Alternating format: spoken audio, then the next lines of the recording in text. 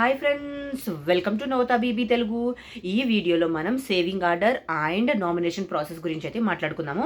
Saturday ఎపిసోడ్లో first save అయింది Prithvi, second save అయింది గౌతమ్, ఇద్దరైతే సేవ్ అయిపోయారు. సండే ఎపిసోడ్లో థర్డ్ వచ్చేసి యష్మి సేవ్ అవుతారు, ఫోర్త్ వచ్చేసి విష్ణుప్రియ అయితే సేవ్ అవుతుంది.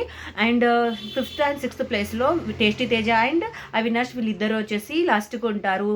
నబిల్ వచ్చేసి ఎవిక్షన్ షీల్డ్ యూజ్ చేస్తారు, అవినాష్ని సేవ్ చేసేస్తారు. సో నో ఎలిమినేషన్ అనమాట, ఎవరు ఎలిమినేట్ అయితే అవ్వరు. ఈ వీక్ 11th వీక్ ఎవరు నామినేట్ అయ్యారు, ఎవరు ఎలిమినేషన్ అయితే జరగలేదు, నో ఎలిమినేషన్ అనమాట. 12th వీక్లో నామినేషన్ ప్రాసెస్ గురించి కూడా మాట్లాడుకుందాము.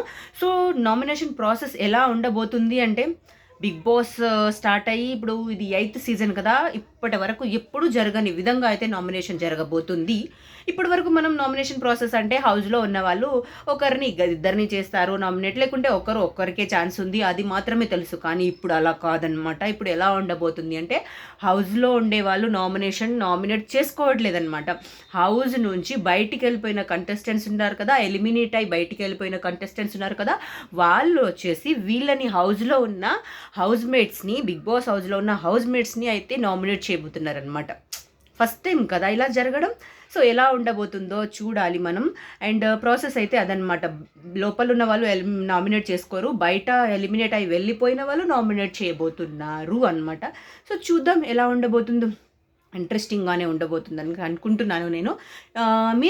మీరేమనుకుంటున్నారు? ఇది మీకు నచ్చింది యాక్చువల్గా ఏంటో అనేది కామెంట్ చేయండి. నామినేషన్స్లో ఎవరెవరు ఉండబోతున్నారు అసలు, అంటే బయట ఉన్న వాళ్ళు, సో వీళ్ళు బాగా ఆడుతున్నారు కాబట్టి కొంచెం చూస్తే ఎలా నామినేట్ చేస్తారో అయితే చూడాలి మనం. Thank you so much for watching friends. Please like and subscribe to Navatha BB Telugu. Bye bye.